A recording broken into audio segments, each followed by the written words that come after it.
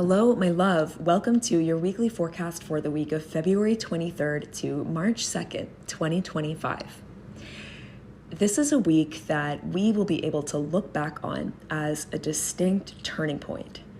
The main highlight of the week is Venus turning retrograde in Aries, which leads into some of the defining transits of 2025 that will also be occurring in Aries this spring.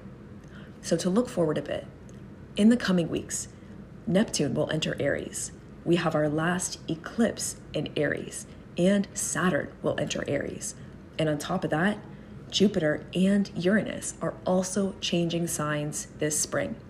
So the next few months from this point forward are all about rapid change, and this Venus retrograde prepares us for it. Now, what's nice about this week is that we get to move into this very new territory with a new moon in Pisces. So new moons are all about new beginnings and fresh starts. And Pisces is the last sign of the zodiac, and it's all about closure. So this week's new moon can help us to find acceptance for where we're at and how we feel. And it can help us to clear out space for what it is we're calling in next in the spring and summer and beyond. So let's get into the highlights of the week. On Tuesday, Mercury conjoins Saturn in Pisces, and we start off this week on an emotional note. But this aspect can be helpful for constructive feeling and processing emotions and maybe taking responsibility for them. We might even arrive at a deeper understanding of why we feel a certain way and maybe be supported in accepting how we feel. Now we're in the dark moon phase as we come into this week. So we're in the final days of the lunar cycle that began last month with the new moon in Aquarius on January 29th. So what we want to do in the first few days of this week is reflect on the last month. We have so much to take away from this last lunar cycle, and moving forward it's going to be a very different energy because, for one thing, Mars was retrograde over the course of this whole last month, and as we come into this week it's only just turned direct. So as this lunar cycle winds down to a close, we want to look back and consider, what did I really learn about my energy levels and how my energy, my drive, my ambition is channeled the most effectively. Now on Thursday at 7:44 p.m. ET, that is when we have our new moon in Pisces. So a new moon is day one of a new lunar cycle, and it's like a reset, a clear slate for our outlook. Now Pisces is the sign of healing, closure, transcendence, and karma. It's like the bridge between realms. So this new moon, which sends us into all of these big shifts ahead, is like a rite of passage. It asks us to get really quiet and turn deeply inward and connect with our honest desires for our next steps. But this new moon isn't about wishing or hoping so much as it is about understanding on a deep level what we're actually ready to move beyond and what our soul needs next on its path of evolution. At this time, the Sun, Moon, Saturn, Mercury, North Node, and Neptune are all in Pisces. And very soon, Saturn and Neptune will leave Pisces for the first time in 3+ years. So it's time to say goodbye to the previous chapter that we've been in. And this new moon can help us to define what that looks like. And maybe it can deliver an intuitive understanding of the gifts that we have to take forward from that last chapter. Now on Friday, right after the new moon in Pisces, Mercury enters shadow. So Mercury will turn retrograde officially on March 15th, and it will be retrograde until April 7th. And it will be retrograde all through March's eclipse season, which we have very soon. So already the themes that we're going to be thinking over for the next month can start to become evident as Mercury moves into shadow. Now in Pisces, this Mercury retrograde is all about deeper truths, or the unconscious becoming conscious.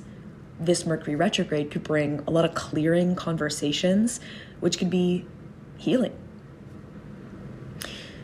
Now on Saturday, Venus turns retrograde until April 12th.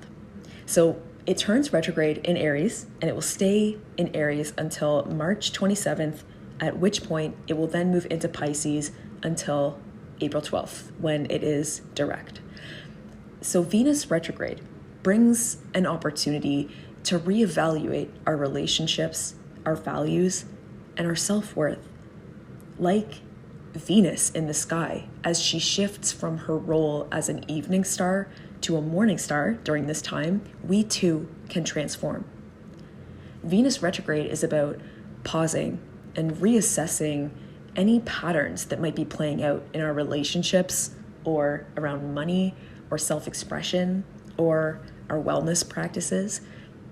It's all about reassessing Venusian themes. And on the other side of this period, we can feel like a new us, having reset our life direction and reattuned with what it is we really truly value and wish to prioritize. So Venus retrograde, this 40-day, 40-night rite of passage, is all about considering more deeply what we want and what we truly value.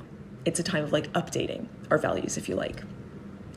Now in Aries, the Mars-ruled sign of action, ambition, leadership, and identity, this Venus retrograde transit will spotlight our self-concept, our persona, and our overall feeling of alignment with our actions and goals on a day-to-day level. So if we're sacrificing our desires and goals for someone else, or in attempts to keep the peace, Venus in passionate Aries retrograde could nudge us to become aware of that, and it could help us to make some change. Now, if you'd like to work with this Venus retrograde, I'm offering a 7-day Venus retrograde self-love mini challenge starting on March 1st. So each day of that first week of Venus retrograde, you'll receive a daily audio transmission sharing a bite-sized astrology lesson about Venus retrograde and an astrology-aligned self-loving mini mission to realign with your true values and open up to new ways that love and harmony and blessings can enter your life. So the idea is that in 7 days, you will be on track to making this Venus retrograde between March 1st and April 12th your self-loving spring reset. Your whole life glow up, if you like. So the link to join the 7-day Venus retrograde self-love mini challenge is in the show notes. It is only for $40, and it is a 7-day potent little injection of astrology magic. And I hope to see you inside. Now on Sunday, we end the week with Mercury conjoining Neptune in Pisces, and the Sun forms a square to Jupiter. So Sunday could bring intuitive nudges or shifts in our perspective or an awareness of some new solutions or ways forward, which could be energizing. This combination of energies makes me think of faking it until you make it, or acting as if we already have what we want. It's helpful to an extent, and then of course there comes a time where we have to be honest about who we are. But Sunday could help us to find ways to gas ourselves up or be confident or see ourselves in new lights and just be experimental in our self-expression and how we're moving forward, which could be interesting and lead to generative results. Now next week, Mercury enters Aries and the Sun forms a trine to Mars. Now let's pull some cards for this week ahead. The last week of February, which is the starting point for a lot of new plot lines, new stories, new developments in our life.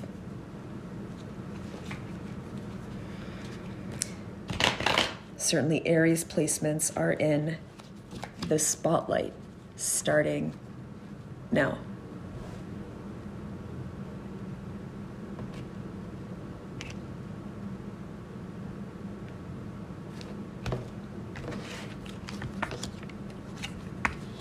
So we have the Queen of Pentacles, the Knight of Swords, and the Two of Cups.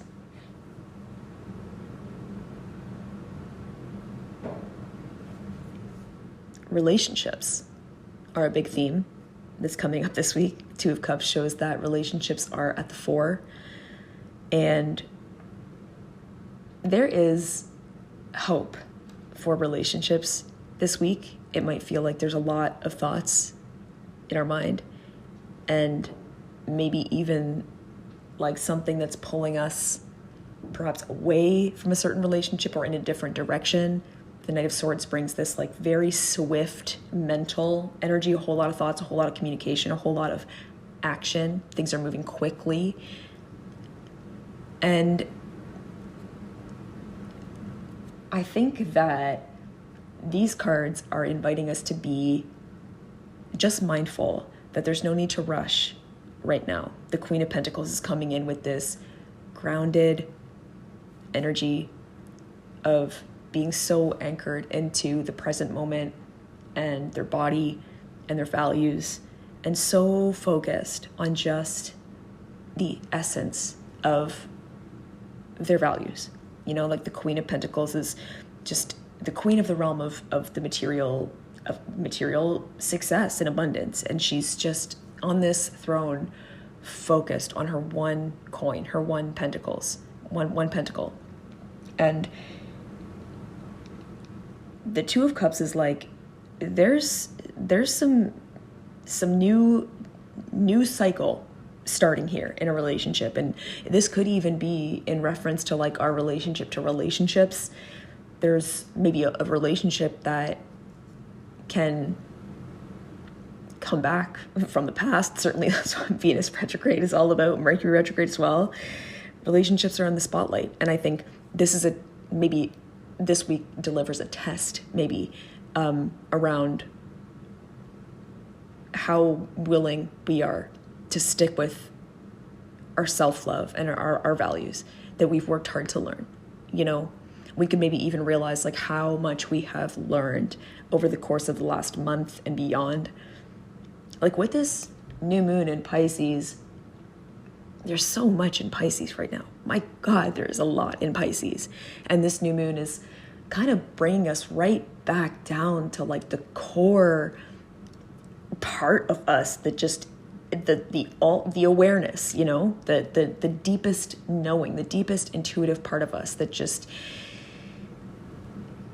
has an awareness of like what we're here to do on a soul level. And I think this new moon in Pisces could help us to get perspective on certainly what we've been doing while Saturn has been in Pisces the last 3 years. Well, Neptune has been in Pisces or last longer than that. I don't know offhand how many, but longer than that, several years.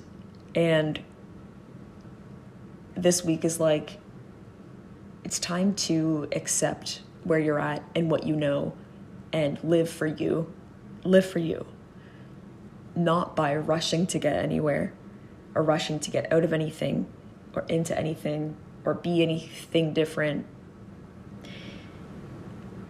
But it's about acceptance, and in that kind of like hanged man energy of like surrender. That's really the gift of Pisces, right? Just being able to be totally present. When we can be present and just let go and stop manipulating or trying to manipulate or resisting in any way, that is where all of the solutions come through. All of the solutions. So the Two of Cups, interesting to see this card come up. You know, this card is so much about duality and balance and opposing forces. And Pisces, which is totally in the spotlight this week, is all about like unifying different energies and dissolving boundaries between us. This week can bring healing.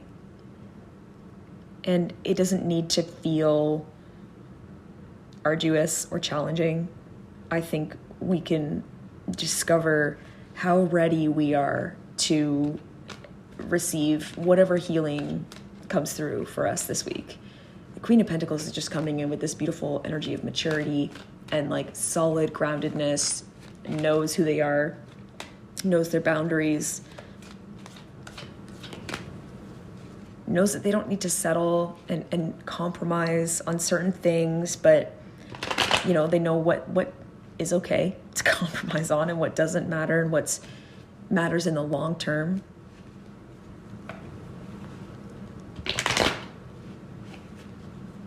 I think we could have some really truly honest, open, clearing conversations this week that move us forward on an individual level and in certain relationships as well.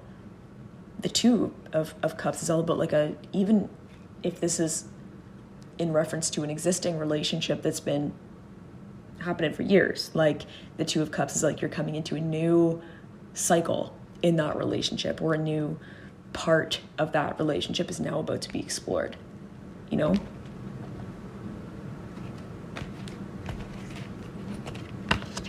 Ten of Swords. Ten of Swords. And on the root of the deck, we have the Star. Oh, love to see that for us. The Ten of Swords. Finale. That's it. Finale. Something is over. A whole mindset, a whole perspective, a whole way of moving around our world, of being ourselves, like a whole way of maybe striving for something, a whole way of operating, a whole way of measuring progress and success. The Ten of Swords is just like you have put a whole version of you to rest. You've already done it. They're already dead. And we just have to move on at this point. Such Pisces energy, The Ten of Swords is like acknowledge what's over. And acknowledge what you have to do now to move forward.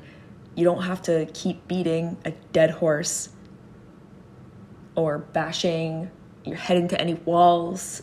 Please don't do that. But those little glimpses, those little glimmers of light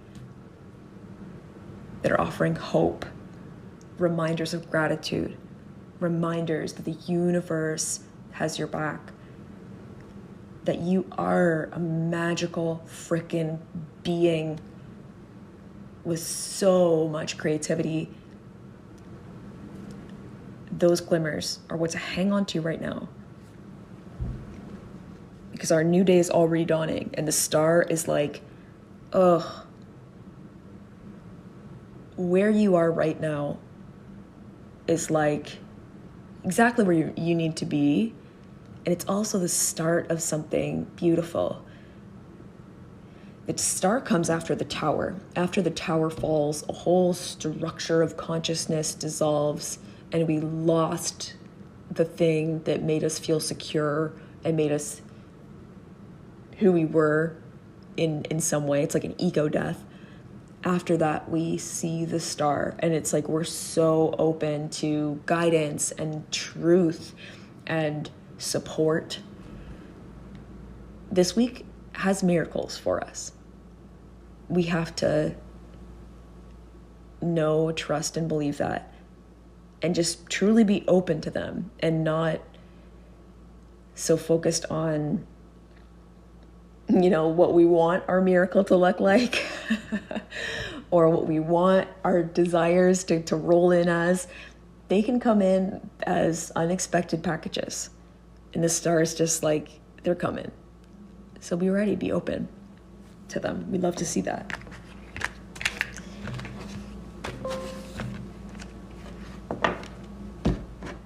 That is what I have for you for this week ahead, my love. Thank you for listening. I want to now let you know about something special that's going to be happening this week. It is my birthday on Sunday,